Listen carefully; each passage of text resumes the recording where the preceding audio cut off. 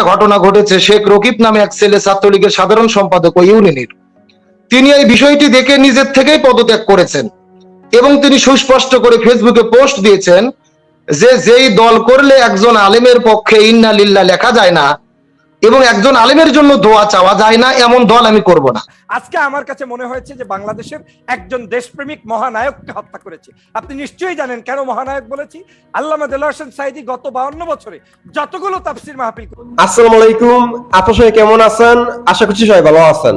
তো আমি আপনাদের কাছে দেখাবো দেলোয়ার হোসেন সাঈদী হুজুরকে নিয়ে গুরুত্বপূর্ণ তথ্য দিলেন ডক্টর ফয়জুল হক, যা আপনারা শুনলে অবাক হয়ে যাবেন। তো আজকের ভিডিওটি অত্যন্ত গুরুত্বপূর্ণ। তো আমি আশা করবো যে আপনারা এই সম্পূর্ণ ভিডিওটি দেখবেন, আর এই সম্পূর্ণ ভিডিওটি দেখলেই বিস্তারিত জানতে পারবেন। আর এই ভিডিওটি দেখানোর আগে আপনাদের কাছে আমার ছোট্ট একটি রিকোয়েস্ট, আপনারা যদি আমার চ্যানেলে নতুন হয়ে থাকেন তাহলে নিত্যতর আপডেট নিউজ সবার আগে পেতে আমার এই চ্যানেলটি সাবস্ক্রাইব করে আমার সাথেই থাকুন। আর এখন চলুন কথা না বাড়িয়ে আমরা ভিডিওটি দেখে আসি। আজকে আমার কাছে মনে হয়েছে যে বাংলাদেশের একজন দেশপ্রেমিক মহানায়ককে হত্যা করেছে। আপনি নিশ্চয়ই জানেন কেন মহানায়ক বলেছি। আল্লামা দেলোয়ার হোসেন সাঈদী গত 52 বছরে যতগুলো তাফসীর মাহফিল করেছে, প্রত্যেকটি মাহফিলে তিনি দেশ রক্ষার আন্দোলনের হিসাবে তিনি কাজ করেছেন। তিনি বিজাতীয় সংস্কৃতি, ভিনদেশি দালাল, ভিনদেশি তাবেদারি করা, যেটা এখন শেখ হাসিনা করে, পাকিস্তানের প্রীতি দেখায় শেখ হাসিনা, আম পাঠায়, আম তারাও পাঠায়, শেখ হাসিনাকে পাঠায়, ভারতের প্রীতি করে শেখ হাসিনা, চায়নার প্রীতি করে শেখ হাসিনা, এই সব প্রীতির বিরুদ্ধে ছিলেন আল্লামা দেলোয়ার হোসেন সাঈদী দেশপ্রেমিক হিসাবে।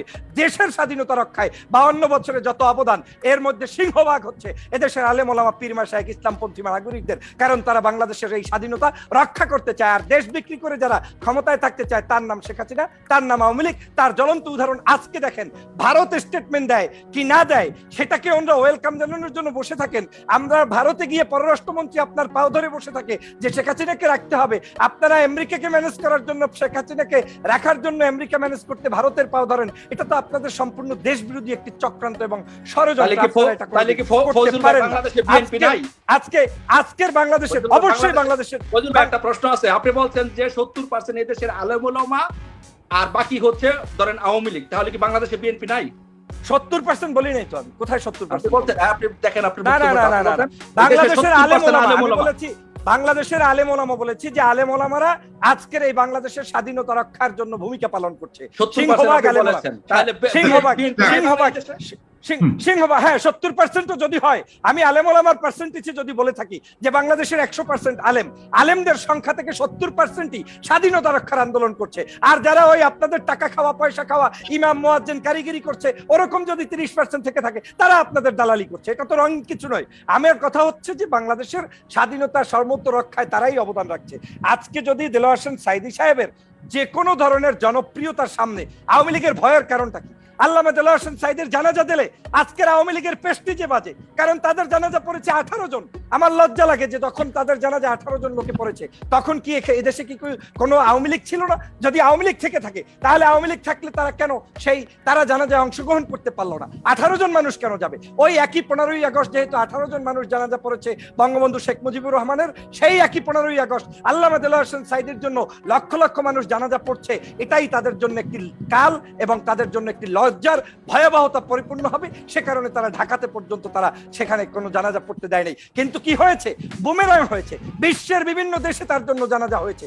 এখন পর্যন্ত 50-এর অধিক রাষ্ট্রে তার জন্য জানাজা হচ্ছে এবং তার বাড়িতে যে জানাজা হয়েছে সেই জানাজা স্মরণকালের ইতিহাসে দক্ষিণবঙ্গে এত বড় মানুষ কেউ এখন পর্যন্ত দেখে নাই বলে মনে হয়েছে।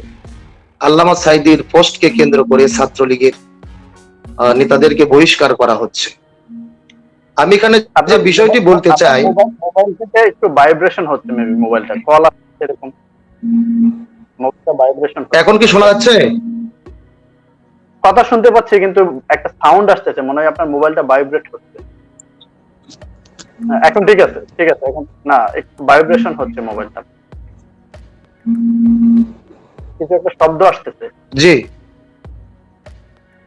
আমি মনে করি এই যে ছাত্রলীগের যে সমস্ত ছেলেদেরকে বহিষ্কার করা হচ্ছে, এই ঘটনার দ্বারা প্রমাণ হচ্ছে যে আল্লামা দেলোয়ার হোসেন সাঈদী উনি কোন দলের এমপি ছিলেন, উনি কোন দলের কর্মী ছিলেন, এটা তার বড় পরিচয় নয়। তার সবচেয়ে বড় পরিচয় তিনি হলেন কোরআনের একজন মুফাসসির, কোরআনের একজন খাদেম, একজন বিজ্ঞ আলেম, আন্তর্জাতিক খ্যাতি সম্পূর্ণ মুফাসসির, এবং সেই জন্য মানুষ তাকে ভালোবাসে। আমি বিশ্বাস করি না তার জানা যায় যে লক্ষ লক্ষ মানুষ উপস্থিত হয়েছে, এখানে শুধু জামাত শিবিরের মানুষ আছে এটা আমি বিশ্বাস করি না। এখানে সাধারণ মানুষ আছে যারা আল্লামা সাঈদীকে ভালোবাসে একজন আলেম হিসেবে, কোরআনের খাদেম হিসেবে। এবং ছাত্রলীগের যে সমস্ত ছেলেপেলে আল্লামা সাঈদীকে নিয়ে পোস্ট করেছেন, এই ঘটনার দ্বারাও প্রমাণিত হয়েছে যে আল্লামা সাঈদী শুধু কোনো দলের নয়, উনি সকল দলের মানুষের, যারা ইসলামকে ভালোবাসে, কোরআনকে ভালোবাসে, রসুলের সুন্নাহকে ভালোবাসে, তারাই আল্লামা সাঈদীকে ভালোবেসেছে। সুতরাং আল্লামা সাঈদী যে দল মতের ঊর্ধ্বে, এটার দ্বারা এটাই প্রমাণিত হয়েছে। এখন সেই পোস্টটিকে কেন্দ্র করে যাদেরকে বহিষ্কার করা হলো, ব্রাহ্মণবাড়িয়া সহ সারা দেশে অসংখ্য, বিশেষ করে পাবনা ভাড়ারাতে একটা ঘটনা ঘটেছে। শেখ রকিব নামে এক ছেলে, ছাত্রলীগের সাধারণ সম্পাদক ও ইউনিয়নের, তিনি এই বিষয়টি দেখে নিজের থেকেই পদত্যাগ করেছেন এবং তিনি সুস্পষ্ট করে ফেসবুকে পোস্ট দিয়েছেন যে যেই দল করলে একজন আলেমের পক্ষে ইন্না লিল্লাহ লেখা যায় না এবং একজন আলেমের জন্য দোয়া চাওয়া যায় না, এমন দল আমি করব না। এই কথার কিন্তু মারাত্মক তাৎপর্য আছে। তার মানে এখানে তিনি বুঝালেন আমি যদিও ছাত্রলীগ করি কিন্তু আমি একজন মুসলিম, আর আমি একজন মুসলিম হিসেবে একজন আলেমকে ভালোবাসতে পারি, এটা আমার ধর্মীয় অধিকার। কিন্তু সেখান থেকে যখন তিনি সেই অধিকার ছিন্ন হয়েছেন বা বহিষ্কারে কথা উঠেছে, সে নিজেই পদত্যাগ করেছেন। এমনকি আমরা দেখতে পেলাম নিউজে কিছু কিছু ছেলেপেলেদেরকে বহিষ্কার করার পরে তারা নিজেরা পরবর্তীতে আবার ফেসবুকে পোস্ট দিয়েছে আলহামদুলিল্লাহ লিখে। তার মানে বহিষ্কার হওয়াতে তারা কিন্তু খুশি। তারা বুঝাতে চাচ্ছেন যে আমরা একজন আলেমের পক্ষে পোস্ট দিয়েছি, এটাতে যদি আমার পদও যায় তাতে কোনো টেনশন নেই, তারপরও আমরা আলহামদুলিল্লাহ আলেমের পক্ষে আছি। আমি যেটা বোঝাতে চাচ্ছি, আল্লামা সাঈদীর পক্ষে থাকা মানেই জামাতের পক্ষে থাকা নয়, আল্লামা সাঈদীর পক্ষে থাকা মানেই শিবিরের পক্ষে থাকা নয়।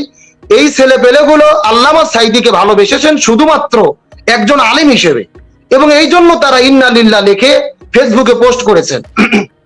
আমরা যেটা বলে থাকি, এই ইন্না লিল্লাহর বিরোধিতা তো করার কোনো সুযোগ নেই। এটা শুধুমাত্র একজন মানুষ মৃত্যুবরণ করলেই যে দোয়া পড়া হয়, বিষয়টি এমন নয়। এটা হলেন কোরআনের একটা আয়াত। আল্লাহ তাআলা সূরা বাকারার 156 নম্বর আয়াতের মধ্যে বলেন, আল্লাযীনা ইযা আসাবাতুহুম মুসিবা ক্বালু ইন্না লিল্লাহি ওয়া ইন্না ইলাইহি রাজিউন। এটা কিন্তু কোরআনের আয়াত। সুতরাং এটার বিরোধিতা করার একজন মুসলিম হিসেবে কোনো সুযোগ নেই। এখন 2 নম্বর যেই কথা, আমাদের প্রিয় বিজ্ঞ আলোচক পাঞ্জাজ বিশ্বাস বড় ভাই বললেন যে আল্লামা সাঈদীর কবরকে পুলিশ ঘেরাও করে রেখেছেন, তার কারণটা কি? তিনি বললেন তিনি আসামি ছিলেন।